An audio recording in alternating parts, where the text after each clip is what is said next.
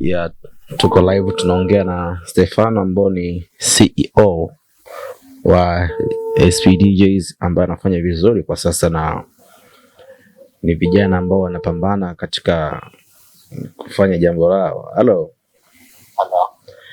Ya tunaongea na Stefano aka DJ SP. Uko live. Sasa mpaka sasa hivi umelala tajiri.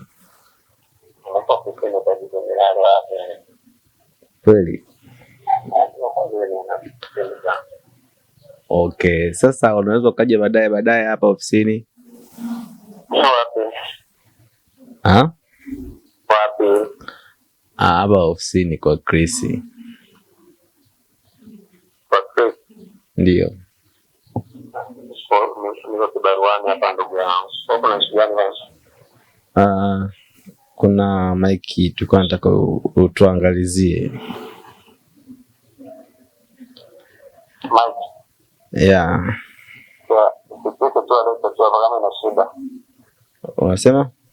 Kitu akipanda hizo apande nao ndio kama ina shida nitarekebisha. Okay.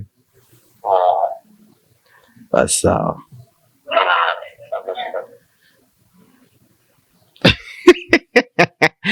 Yaani mpaka nampigia DJSP hajui anaongea na Chris kweli ama ni mwingine. Aise, nimemuokota mtoto mdogo. Usiache kufuatilia na Taifa la Kesho, na hizi ndio moja kati ya podcast nazoanza kuzifanya, na nipende kuwaambia na kuwaalika pia kwenye ofisi zetu zilizopo karibu na NMB Bank, zimetazamana na Blina Club. Yep, unaweza kutufuatilia pia kwenye mitandao ya kijamii kwa jina la Taifa la Kesho.